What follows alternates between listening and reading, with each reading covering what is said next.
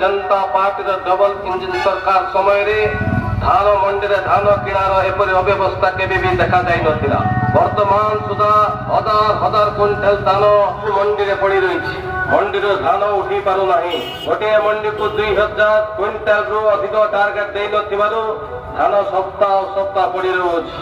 वर्तमान मध्य drone server त्रुटि जगो बहु चाषी टोकन पाइबारु वंचित। बहु चाषी मान पाखरे एवं मध्य टोकन आसी पारि नाही। आग चाषी को संपूर्ण भावे मंडी व्यवस्था बात दिया जाए।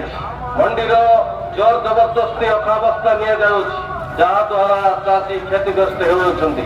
मटनी छटनी नारे 8 ରୁ 10 केजी धान कटा जाई चाषी को शोषण करा जिवा एक दुर्जुक्तियुक्त। दिन दुईटा परे मंडी धान फेराई देवा कहा स्वार्थ रे। आज जनता पार्टी सरकार चाषी मारण नीति जोगु आज चाषी कूल हता।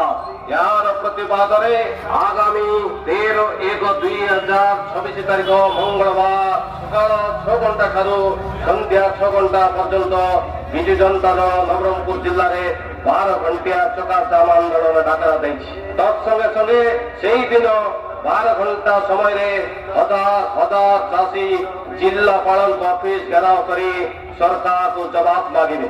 एही आंदोलन को सफल करिबा पई विजु जनता जिल्लावासी को अनुरोध करूछि। सरकारंकर जरूरी कालन सभा एवं धान मंडी को आसुथिबा समस्त जानवाहन को छड़ा जीव। विजु जनता दल दाबी समस्त रेजिस्टेंट गुप्त चाषी को टोकन प्रदान करा जाओ। मंडी रे पड़िथिबा समस्त धान को तुरंत उठा जाओ। सरकारंकर नियम अनुसार चाषी को अखावस्था दिया जाओ।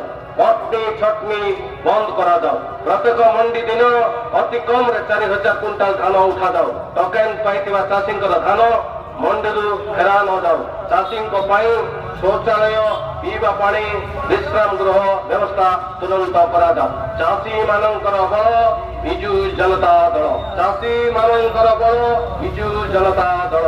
चाषी मानकर बल विजु जनता दल। चाषी